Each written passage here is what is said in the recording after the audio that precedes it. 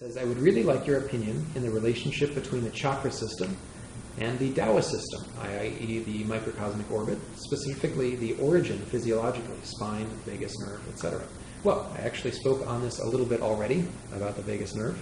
I don't know whether you caught that part of the talk a little bit earlier, but I'd be happy to talk about that stuff.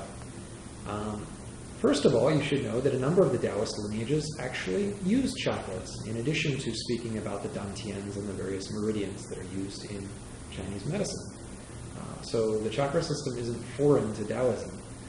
They speak about chakras a little bit differently than some of the other lineages, but they do refer to them as centers. They talk about the sea-bottom chakra for the earth chakra, etc. The color schemes, color systems that they use for symbolism are sometimes a little bit different. But if you look, for instance, in some of the books of Kenneth Cohen and some of his recorded works, he actually speaks about the various chakra systems as they're used in some of the Taoist alchemy. Now, there are other systems of Taoist practice that don't use any reference to the chakras whatsoever. Keep in mind that all of these terms are just ideas, models of experiences. And the map is never exactly the territory. So any model that we use of the electrical movements in the body through the lines of lesser resistance that we call meridians, or nadis in the Hindu terminology, or for instance, in Western Hermeticism, they call the central channel, or Sushumna Nadi, which is the Sanskrit term, or the thrusting vessel, which is what the Chinese call it. Western Hermeticists call it the middle pillar. They do the middle pillar technique. But chakras, in essence, are where meridians come together and pass each other. Meridians are areas of the body. They're not actual veins. They don't have physical structure. Meridians are basically lines in the body along which electrical transmissions take place, along which if you put the electrodes of an EKG or an EEG machine and put one electrode at one end of the meridian and one at the other end, there is much less resistance to electricity going along that line than, say, if you shift the electrode over just a little bit onto the area that's not on that meridian in the various charts and maps that have been made through the centuries.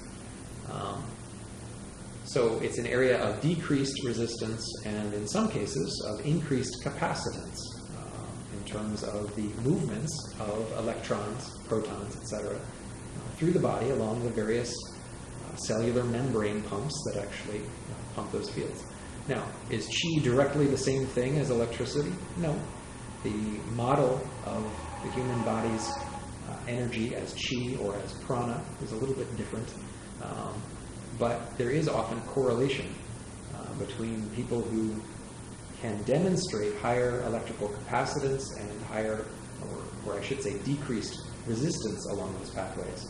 People who do a lot of pranayama or a lot of qigong or neigong typically decrease the electrical resistance along those pathways and can also cause surges. They can control actual electrical surges that are readable on instrumentation.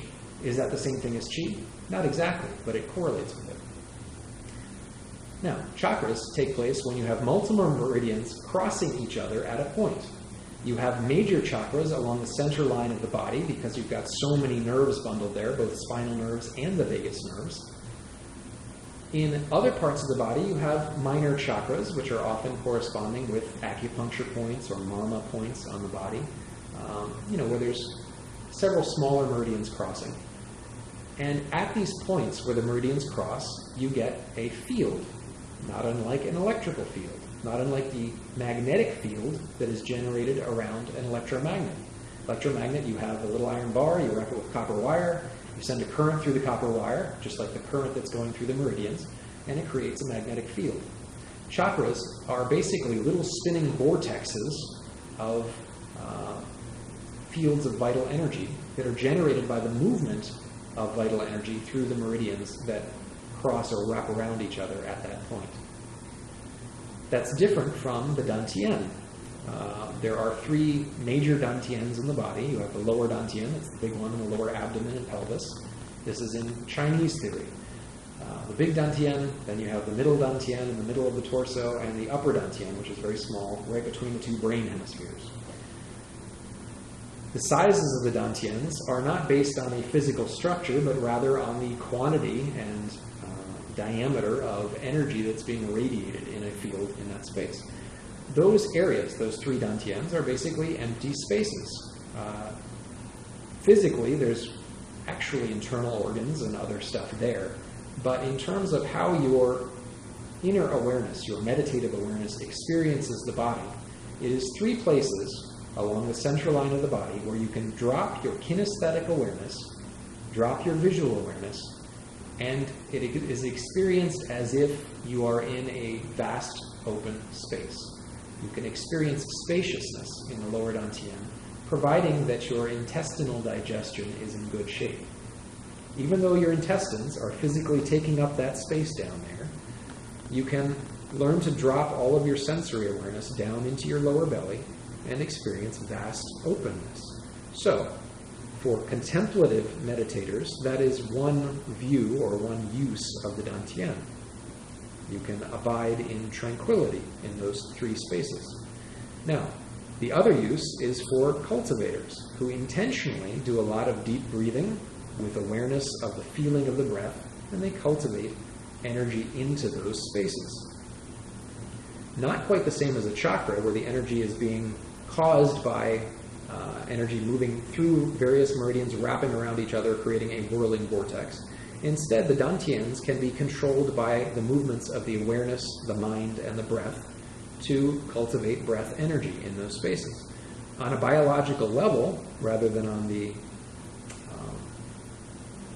meridian model of the body, if you go back to a Western biological model, the proton pumps and electron pumps of the actual intestine, the small intestine, are being tuned to a high level so that they can actually maintain actual electrical potentials in that space, in the belly, that are increased by the dynamism of the abdominal movement during abdominal breathing, whether it is what they call the Buddhist breath, or whether it's a reverse breathing where the abdomen is held taut but the breath pressure is brought into the abdomen.